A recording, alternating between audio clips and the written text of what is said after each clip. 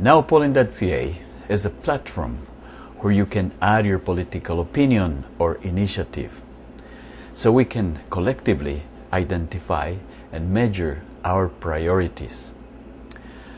Also, question your federal candidate about his or her ideas and commitments to restorative justice and nonviolent conflict resolution.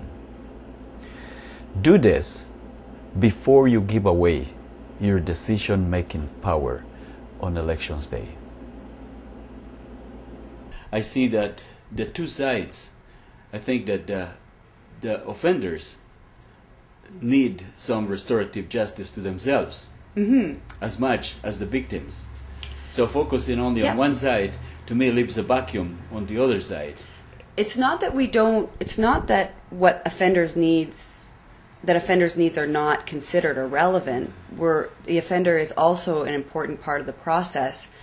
However, we never allow in the process for the offender to say, the reason that I did what I did or make excuse for their behavior is because, you know, this thing happened to me or society, or, you know, make excuses. Because it's not, there's lots of people in society that struggle and suffer and face challenges that don't offend or do commit offending behavior or harm other people.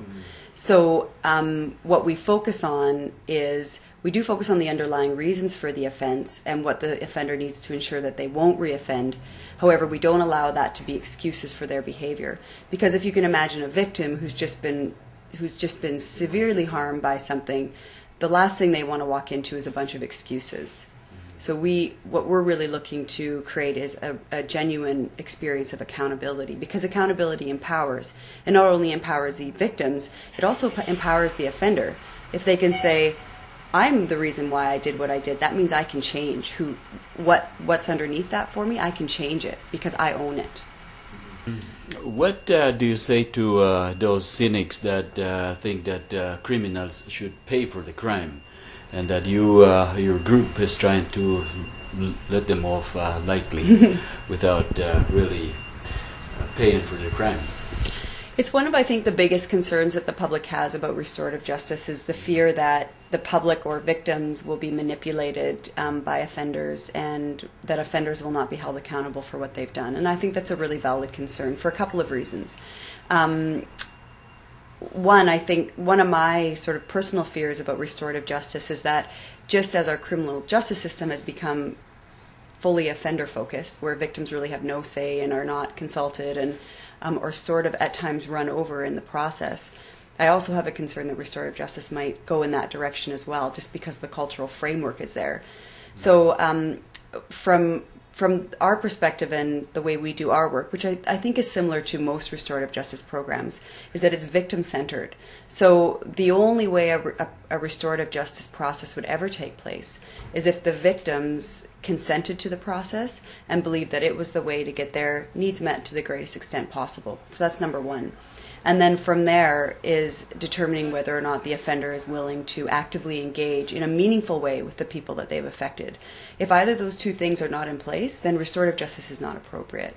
So I don't think there's any sort of misconception within restorative justice agencies that restorative justice is the only way to deal with crime, that it's sort of the be-all, end-all, and that's not the case. It's just one measure that's really effective when it's appropriate. But it's not for every situation.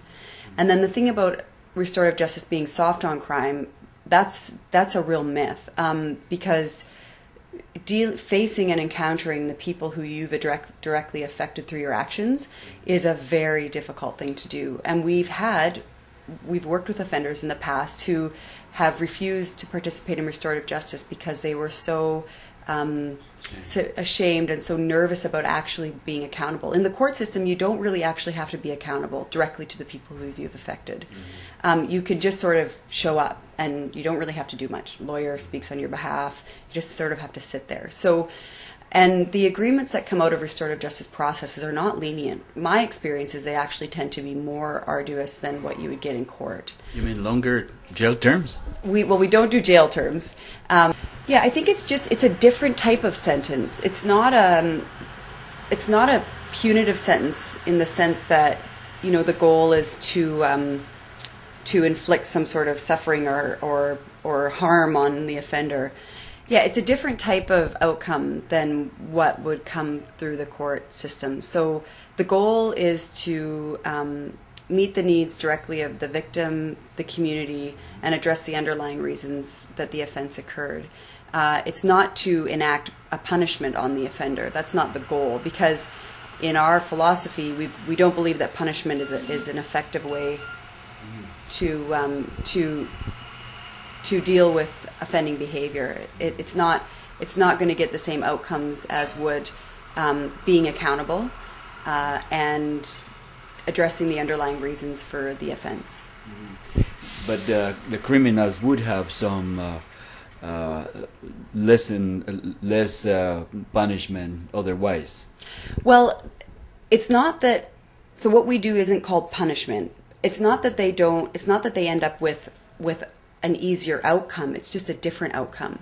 So instead of a sentence in the court where they have to do, say, for example, pay $1,000 fine and report to their probation officer once a week, and all these other various things, it's just a different outcome. They still are required to do numerous things as part of their agreement, and the agreements tend to be quite difficult and challenging. But it's just not an agreement that's been inflicted by the court. The agreement that's been imposed is one that came out of a restorative justice process. Mm-hmm. We get a lot of inquiries from people as to whether or not there's statistics out there that show that people who have gone through restorative justice are less likely to reoffend than somebody who's gone through the traditional criminal justice system. There are some statistics out there. We're actually in the process of sort of gaining that information through some research that our practicum student is doing here. And in Canada, the best place to look is actually Nova Scotia, because their government funds restorative justice research. I think they get around $1 million a year just for research alone. However, the one challenge around statistics with restorative justice is that inherently we're dealing with a very different offender, because first of all, for restorative justice to take place, the offender must take accountability for their actions. And so if you're looking at general crime statistics, you're probably looking at sort of the gamut of people who take accountability and who don't. So we're dealing with people who have taken accountability and who are actively willing to participate in making amends with the people that they've harmed. So already we're dealing with a different group of offenders anyways. So it's kind of tricky because the balance is already tipped in the favor of restorative justice. So I always want to be clear with people about that the statistics look really good, and we're dealing with a different sort of group than maybe the traditional justice system is. And for more statistics, perhaps they can check it out with a police station.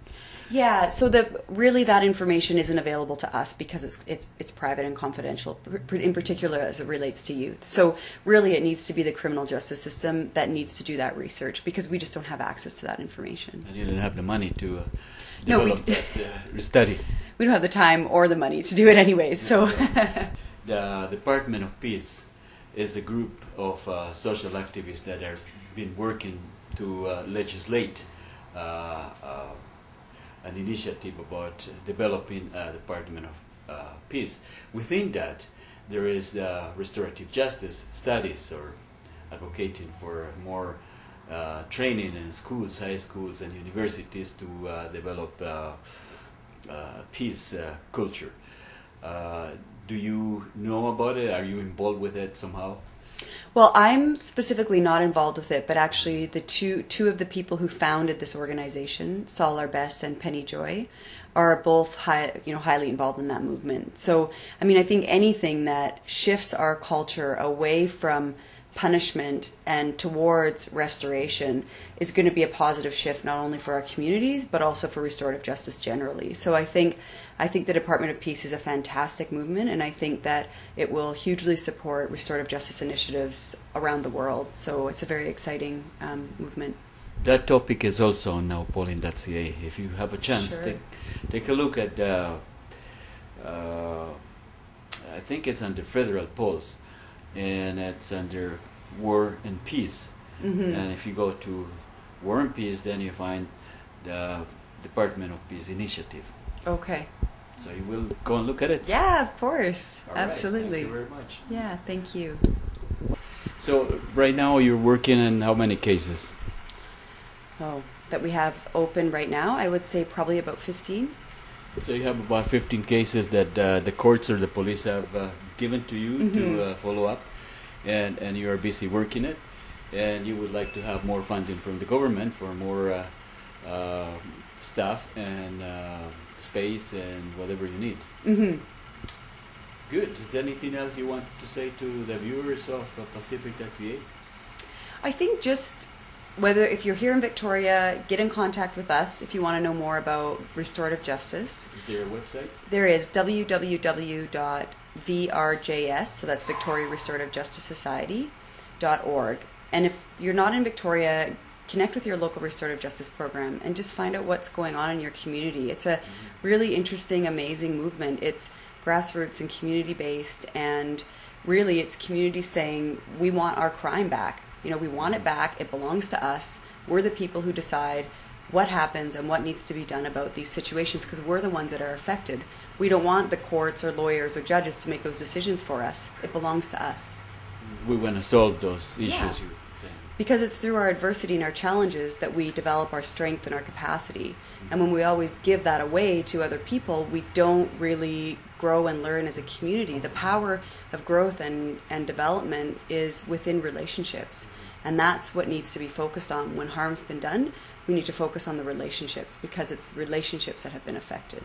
There is a website called nowpolin.ca, and there is under justice, the topic justice, you have one of the top subtopics, restorative justice. So I wonder if you would like people to go there and select or add their choice on the form of justice that they would like to see developed in our city.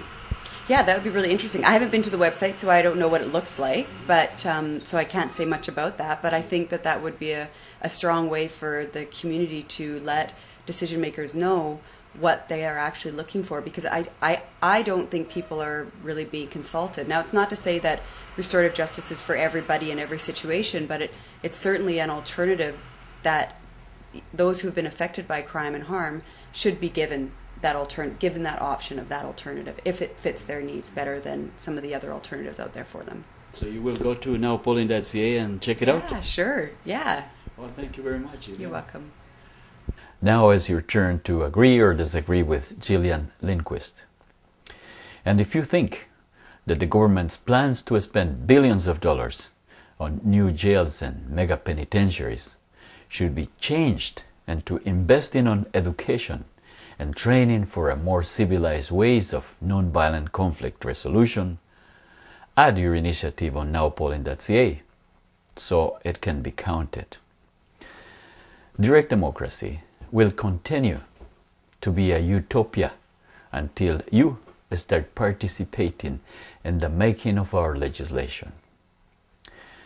On elections day, you will choose a politician from your favorite party, and knowingly or unknowingly, you will give up your legislative power. If you really want a political change, the suggested alternative is to demand from your candidate a workable legislation on initiative, referendum, and recall.